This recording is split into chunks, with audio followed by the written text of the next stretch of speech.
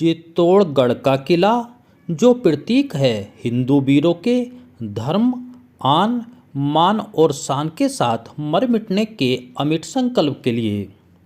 आज इसी ऐतिहासिक किले का पूरा टूर इस वीडियो में आप मेरे साथ देखने वाले हैं।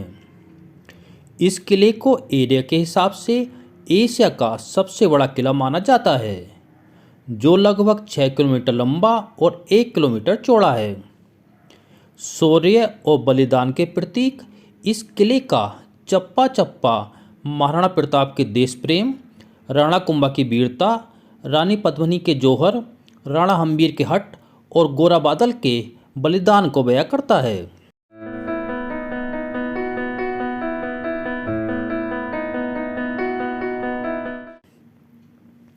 किले के इस पॉइंट से पूरे चित्तौड़गढ़ शहर का विहंगम दृश्य दिखाई देता है।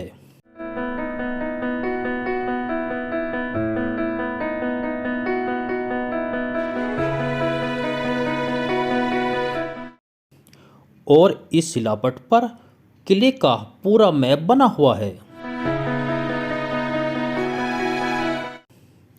सबसे पहले आता है राणा कुंभा का महल, और इसी गेट से महल में प्रवेश किया जाता है। आइए अंदर चलते हैं। महल में प्रवेश करते ही बाईं ओर 7 घोड़ों का अस्तबल बना हुआ है, जहां 7 विशेष राष्ट्रीय घोड़े रखे जाते थे। सामने की ओर विशाल खुला स्थान है। इसी स्थान से राणा कुंभा भगवान सूर्य की पूजा करते थे। महल में आगे बढ़ने पर चारों ओर प्राचीन अवशेष दिखाई देते हैं। अधिकांश इमारतें खंडर बन चुकी हैं।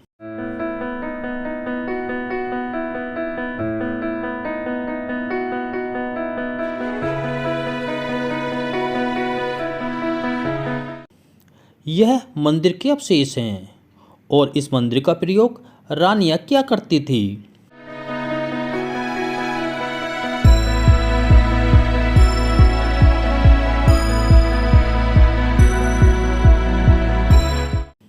रानियों के महल के इस भाग से बाहर के सुंदर दृश्य देखने के लिए विशाल खिड़कियां बनाई गई थी।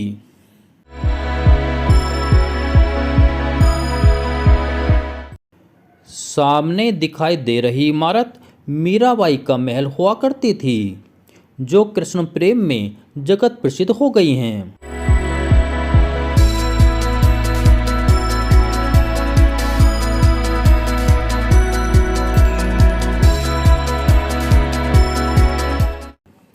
चारों ओर महल की इमारतों के बीच विशाल मैदान दिखाई देता है। शायद इसका प्रयोग राजसी, सामाजिक, धार्मिक कार्यक्रम के लिए होता होगा।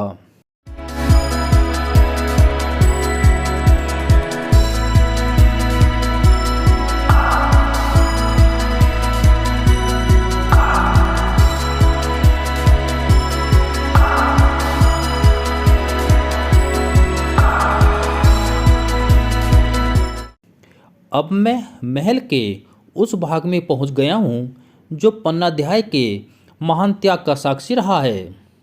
इसी स्थान पर पन्नाधाय ने महाराणा उदय सिंह की जान बचाने के लिए अपने पुत्र का बलिदान कर दिया था।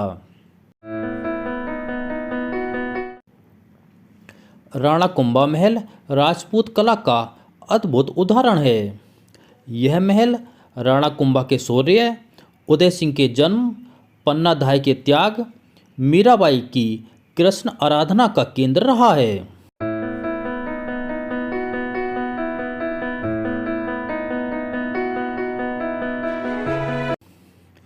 पुरातत्व विभाग द्वारा की गई खुदाई में इस महल के नीचे तहखाने मिले हैं, जहां से एक सुरंग गोमुख कुंड तक जाती थी, और रानी पद्मिनी उसी सुरंग से गोमुख कुंड में स्नान व पूजा करने जाती थी।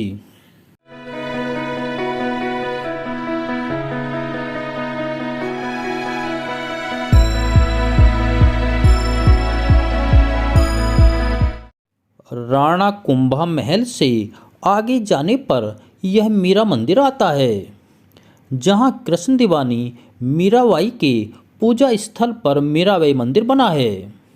मंदिर परिसर में प्रवेश करने पर ठीक सामने गरुड़ छतरी दिखाई देती है।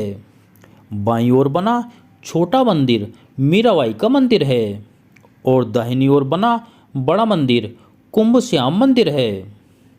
वीडियो में दिखाई दे रहे कुंभ श्याम मंदिर को महाराणा कुंभा ने सन 1449 में बनवाया था।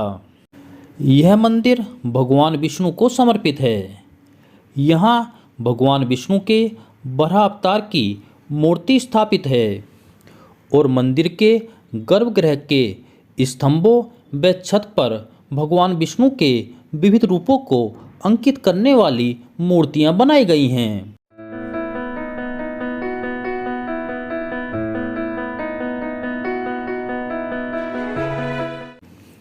परिसर में बना दूसरा छोटा मंदिर उसी स्थान पर बना है जहां मीराबाई भगवान श्री कृष्ण की आराधना करती थी। मंदिर के सामने मीराबाई के गुरु रैदास का स्मारक बना है जहां उनके चरण चिन्ह बने हैं। मीराबाई मंदिर के गर्भगृह में मीराबाई की मूर्ति बनी है। साथ ही दीवारों पर उनके जीवन से जुड़े चित्र देखे जा सकते हैं।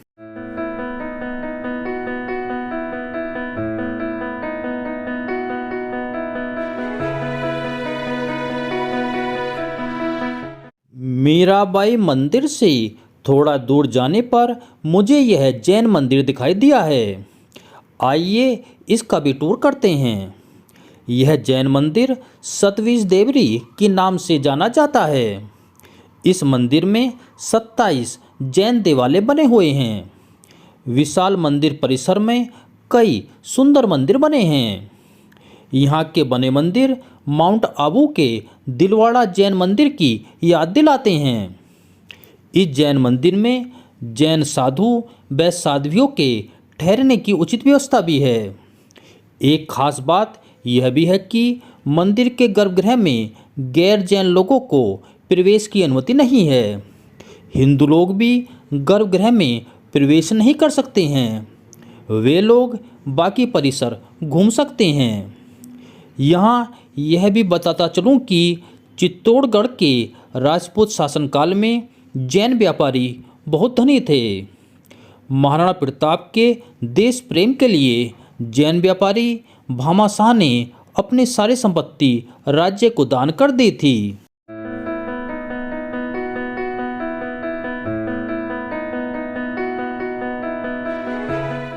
अब मैं चित्तौड़गढ़ किले के उस हिस्से में पहुंच गया हूं जहां एक ही स्थान पर कई ऐतिहासिक इमारतें हैं।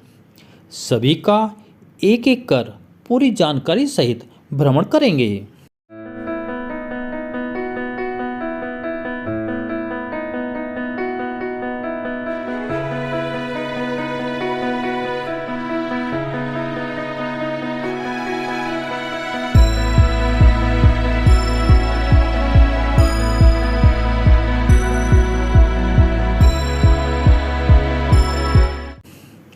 यह इस विशाल परिसर का प्रवेश द्वार है। सबसे पहले विजय स्तंभ को विजिट करते हैं। यह विजय स्तंभ 9 मंजिला है और इसकी ऊंचाई 122 फीट है। इसमें ऊपर जाने के लिए सीढ़ियां बनी हुई हैं, पर अब यह पर्यटकों के लिए बंद कर दी गई हैं। विजय स्तंभ को महाराणा कुंभा ने मालवा के सुल्तान महमूद खिलजी पर अपनी विजय की स्मृति में बनवाया था।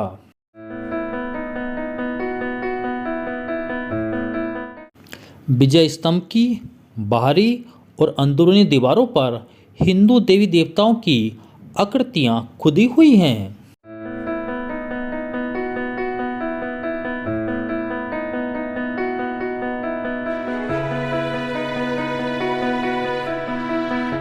विजय स्तंभ के सामने दिखाई दे रहा हरी घास का यह मैदान पहले जौहर स्थल हुआ करता था, जिसे अब मिट्टी से ढककर मैदान नुमा बना दिया गया है। भारतीय पुरातत्व सर्वेक्षण को यहाँ खुदाई में बड़ी संख्या में मानव अवशेष मिले हैं जो जौहर करने वाली हिंदू महिलाओं के हैं।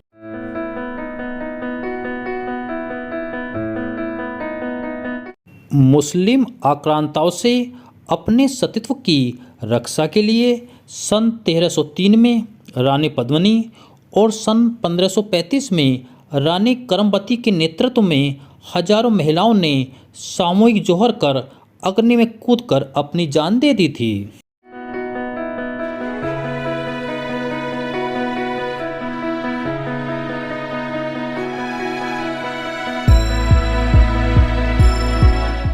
जौहर स्थल की सीमा से सटा यह समिदेश्वर मंदिर है। इसको राजा भोज ने बनवाया था। इस मंदिर की खास बात यह है कि इसमें शिवलिंग के पीछे दीवार पर शिव की त्रिमूर्ति है। भगवान शिव के ये तीन मुख सत, रज और तम के प्रतीक हैं।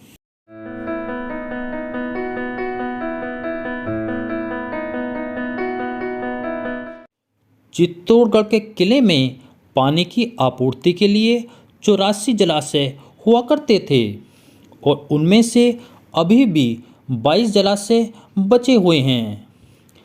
किले के सबसे बड़े जलाशय गोमुख कुंड के किनारे मैं इस समय खड़ा हूँ। गोमुख कुंड जलाशय आज भी पानी की सप्लाई के काम आता है।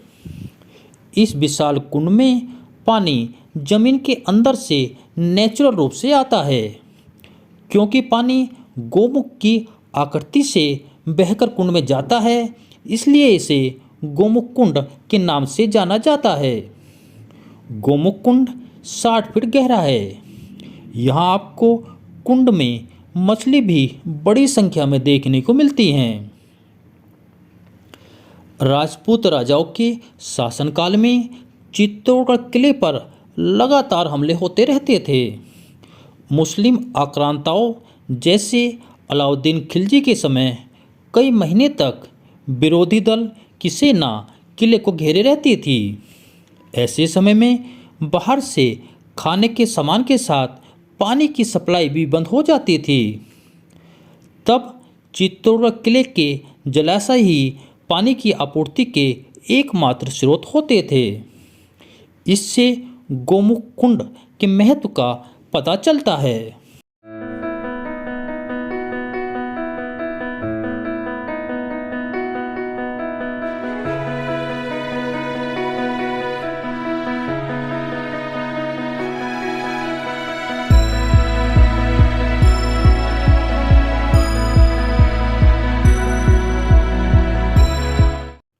यह गोमुख कुंड के किनारे बना मंदिर है और मंदिर के किनारे ही नहाने के लिए घाट भी बने हैं। श्रद्धालु लोग गोमुख कुंड में स्नान करके मंदिर में दर्शन करते हैं। मंदिर और स्नान घाट में जाने का रास्ता दूसरी ओर से है, वहाँ भी चलेंगे।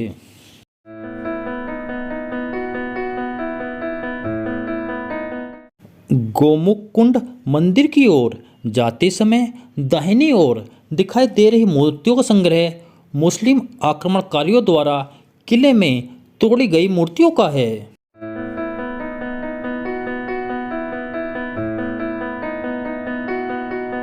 यह कुछ और मंदिरों के अवशेष हैं।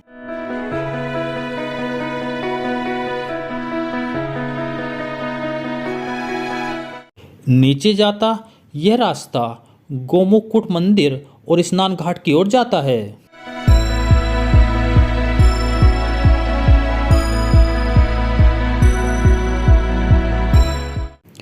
गोमुख कुंड का ऊपर से व्यू कुछ ऐसा दिखता है।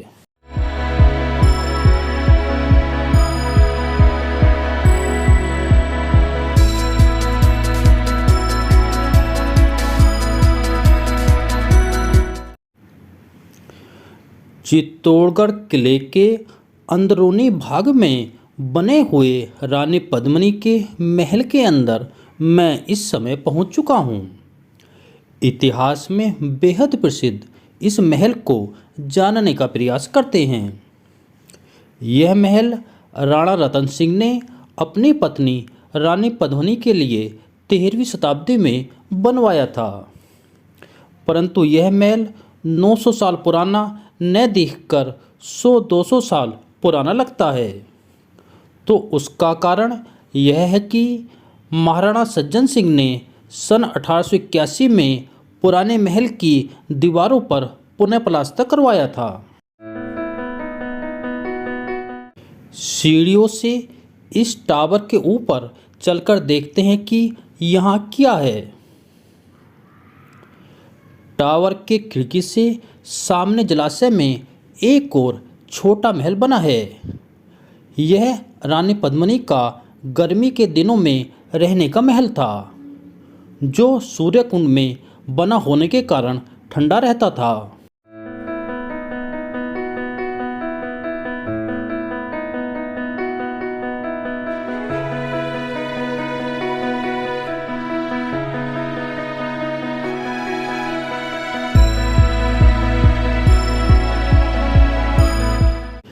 जब पद्मिनी महल में और आगे बढ़ते हैं तो नीचे की ओर जाता रास्ता दिखाई देता है, जो जल महल की ओर जाता है।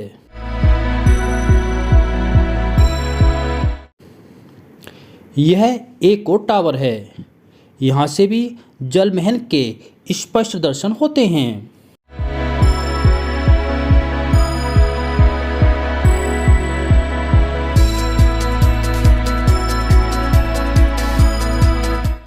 महल के इस भाग में कुछ और कमरे बने हुए हैं, जो रानी की सेविकाओं के हुआ करते थे।